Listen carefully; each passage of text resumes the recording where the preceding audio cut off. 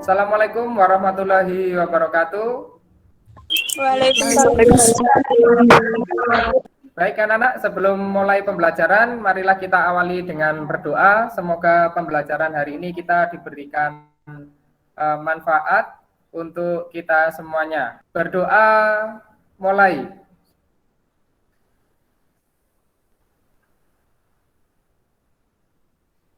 Selesai. Baik, yang pertama tadi sudah saya kirim link untuk absen di grup WhatsApp. Silakan bagi kalian yang sekarang sudah masuk di Meet untuk absen di link Google Form yang sudah saya kirim di grup WhatsApp. Materi hari ini adalah aktivitas kebugaran jasmani.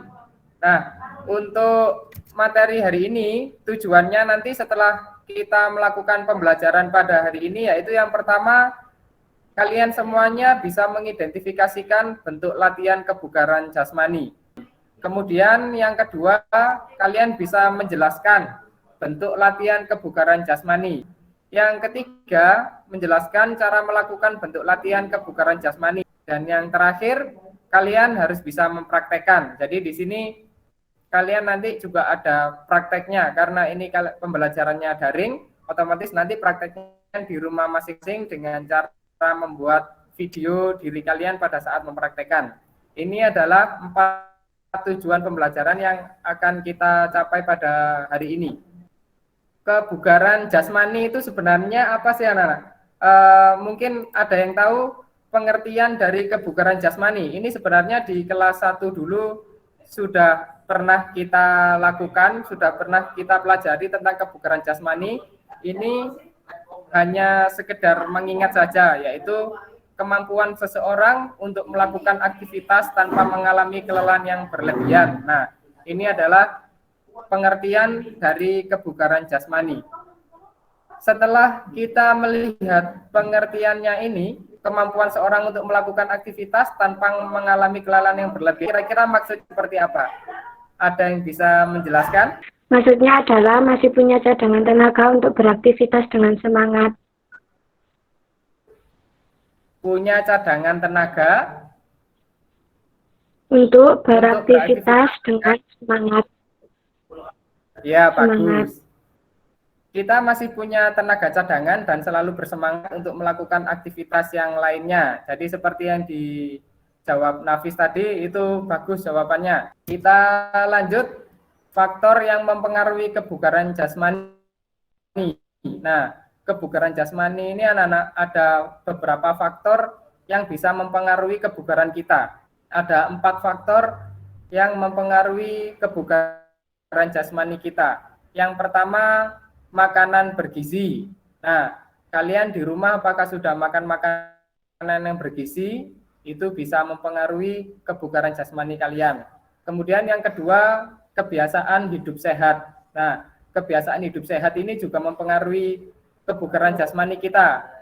Yang ketiga adalah aktivitas jasmani yang dilakukan secara teratur. Nah, bagi kalian yang suka olahraga secara teratur, itu otomatis kalian akan lebih punya kebugaran jasmani yang lebih bagus lagi. Dan yang terakhir adalah pola istirahat yang cukup. Nah, pola istirahat yang cukup ini meskipun sederhana, tapi di sini maksudnya sangat penting anak-anak. Karena dengan kalian istirahat yang cukup, itu seperti yang dijelaskan Nafis tadi, kalian akan punya banyak cadangan tenaga untuk melakukan aktivitas kalian sehari-hari. Selanjutnya anak-anak, komponen kebugaran jasmani. Nah, sebelum saya menyebutkan komponen-komponen apa saja dalam kebugaran jasmani, saya mau tanya dulu. Komponen itu apa sih? Ya. Komponen itu apa, anak-anak? Ada yang tahu? Komponen itu apa? Komponen adalah bagian atau unsur dari kebugaran jasmani. Siapa ini tadi yang jawab? Pinter jawabannya. Henggar. Kemudian kalau di kebugaran jasmani, apa saja kira-kira? Nah ini ada 10 anak-anak komponen kebugaran jasmani. Yang pertama kekuatan atau strength. Yang kedua keseimbangan atau balance. Yang ketiga kelentukan atau flexibility. Yang keempat, kecepatan atau speed. Dan yang kelima, kelincahan atau agility. Kemudian daya tahan atau istilahnya endurance, ada daya ledak atau power, ada koordinasi atau coordination. Selanjutnya ketepatan atau akurasi, dan yang terakhir ada reaksi atau istilahnya adalah reaction. Nah, dari 10 ini anak-anak, untuk pertemuan pada hari ini kita hanya membahas satu komponen saja, yaitu kekuatan atau strength. Nah, kekuatan adalah kemampuan dalam mempergunakan otot untuk menerima beban sewaktu bekerja. Jadi kemampuan dalam mempergunakan otot kita untuk menerima beban sewaktu bekerja. Kalau istilah di sini bisa dibilang kalian latihan beban seperti itu ya. Nah, contoh latihan kekuatan adalah sebagai berikut. Ada 5 ini kurang lebih. Yang pertama ada squat jump, ada push up, sit up, back up, dan pull up. Nah, kemudian habis ini kita akan membahas bagaimana sih caranya melakukan latihan kekuatan ini. Nah, seperti itu. Kemarin sudah saya bentuk kelompok juga. Kalian tugasnya adalah menjelaskan bagaimana cara melakukan latihan-latihan kekuatan ini. Bentuk latihannya sudah kita sebutkan, kemudian selanjutnya kita menyebutkan caranya. Nah, kalian lihat video ini. Ini gerakan ini namanya gerakan apa, anak-anak? Push up. Push up. Ya, bagus. Push up. Kira-kira kalau kalian sudah melihat gambar video ini push up ini kira-kira caranya bagaimana? Siapa yang bisa menjelaskan? Saya Mbak Jowita. Ya, gimana, Jo? Cara melakukan push up adalah 1. Posisi tubuh tengkurap, 2. Tangan dibuka selebar bahu, 3. Tumpuan badan menggunakan tangan dan kaki, 4. Posisi tubuh lurus mulai kepala sampai kaki. Ya, bagus. Nah, kemudian mungkin ada dari kelompok lain yang bisa menyempurnakan jawaban dari Jovita? Yang mungkin untuk melakukan push up laki-laki, yang pertama adalah menurunkan tubuh ke lantai hingga siku membentuk sudut 90 derajat. Yang kedua, mengangkat tubuh dengan cara mendorong lantai sampai siku lurus. Yang ketiga, mengulangi gerakan tersebut dengan kecepatan yang tetap. Mungkin itu Pak yang bisa saya jawab. Ini tadi jawaban Abdul sudah sangat bagus sekali untuk melengkapi jawaban dari Jovita tadi ya. Yang selanjutnya, nah ini adalah push up-nya untuk perempuan anak-anak. Saya putarkan videonya. Nah, bedanya di mana? Yaitu di tumpuannya. Kalau tadi laki-laki tumpuannya menggunakan ujung kaki, kalau perempuan tumpuannya menggunakan lutut. Kalau caranya sama persis seperti yang tadi, cuma bedanya adalah di tumpuan seperti itu ya. Ini hanya sekedar untuk pengetahuan kalian. Kemudian siapa yang tahu ini gerakan apa ini di video ini?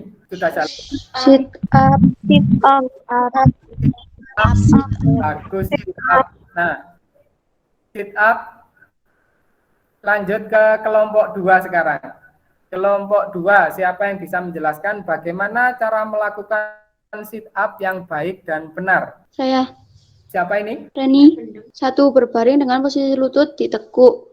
2. Kedua tangan berada di belakang kepala. Bagus, karena dengan melihat video ini saja sudah bisa terlihat. Jawaban Reni ini sudah betul, anak-anak. Cuma ada yang bisa menyempurnakan lagi? Siapa? Saya, Ya, silakan. Siapa ini? Yuni. Ya, Yuni, silakan. Bagaimana? Bangunkan tubuh dari lantai lalu dekatkan dada ke paha. Turunkan lagi tubuh ke lantai ke posisi semula. Mengulangi gerakan tersebut dengan kecepatan yang tetap. Bagus, Reni sama Yuni. Lanjut ke gerakan selanjutnya. Nah, posisi tengkurap ini. Naik turun ini namanya gerakan apa, anak-anak? Ada yang tahu? Back up. Back up, bagus, back up. Lanjut ke kelompok 3 sekarang. Bagaimana caranya? kira-kira? Bagaimana cara melakukan gerakan backup yang benar? Siapa ini namanya? Sebentar. Gista, Pak. Ya, Gista. Silakan, Gista. Cara melakukan backup adalah 1. Berbaring dengan keadaan telungkup. 2. Letakkan kedua tanganmu di samping kepala. 3. Angkat tubuh bagian atas ke belakang atas. 4. Mengulangi gerakan tersebut dengan kecepatan yang tetap. Iya, bagus sekali Gista. Sudah lengkap mulai posisi sama gerakannya ya. Ini untuk satu komponen kebugaran jasmani tentang kekuatan sudah selesai semuanya anak-anak. Kemudian sebelum berlanjut mungkin ada yang ditanyakan. Saya Pak. Ya, siapa ini namanya? Chelsea. Chelsea. Ya, Chelsea silakan. Mengapa pola istirahat itu bisa mempengaruhi kebugaran jasmani? Mungkin ada yang bisa menjawab pertanyaannya dari Chelsea. Kalau bisa jawab Saya, pertanyaan Pak. dari siapa ini? Zulaika. Zulaikha, kira-kira gimana menurut Zulaikha? Kenapa istirahat itu bisa mempengaruhi kebugaran jasmani? Karena kalau kita kurang istirahat maka tubuh kita akan lemas dan cadangan tenaga bisa habis. Bagus sekali. Jawabannya bisa dibilang sempurna. Betul. Jadi pola istirahat yang cukup ini sangat berpengaruh terhadap kebugaran jasmani kita. Jawaban dari Zulaikha tadi karena kalau kita kurang istirahat, atau kita kurang tidur, mungkin kalian sering begadang. Nah, maka tubuh kita itu akan lemas, bukan malah semangat, dan cadangan tenaga yang ada di dalam tubuh kita itu akan habis. Kemudian anak-anak kita masuk ke kesimpulannya. Setelah kita mempelajari semua materi pada hari ini tadi, mulai dari awal sampai terakhir, siapa yang bisa menyimpulkan materi pada hari ini? Kesimpulan dari pelajaran hari ini adalah kebugaran jasmani adalah kemampuan seseorang untuk melakukan aktivitas tanpa mengalami kelelahan yang berlebih. Faktor yang mempengaruhi kebugaran jasmani: makanan bergizi, kebiasaan hidup sehat, aktivitas jasmani yang dilakukan secara teratur, pola istirahat yang cukup. Salah satu komponen dari kebugaran jasmani adalah kekuatan. Kekuatan adalah kemampuan dalam mempergunakan otot untuk menerima beban sewaktu bekerja. Contoh latihan kekuatan: 1. Sekejam, melatih kekuatan otot tungkai dan otot perut. 2. Push up, melatih kekuatan otot lengan. 3. Sit up, melatih kekuatan otot perut. 4. Back up, melatih kekuatan otot perut. 5. Pull up, melatih otot lengan. Sudah, Pak. Ya, bagus, Nafis. Baik, kemudian anak-anak, ini saya kirim tugas yang ada di grup WhatsApp. Kalian yang pertama, tugasnya yaitu membuat videokan diri kalian melakukan 3 gerakan tadi, push up, sit up, sama back up. Kalian videokan, jadi lakukan gerakan push up, sit up, back up, kalian videokan. Yang dinilai bukan kalian kuatnya berapa, tidak. Tapi di sini yang dinilai adalah gerakan kalian. Selain membuat video, ada beberapa lembar yang kalian kerjakan, yaitu kalian menilai gerakan teman kalian. Nah, kemudian ini untuk materi minggu depan, anak-anak.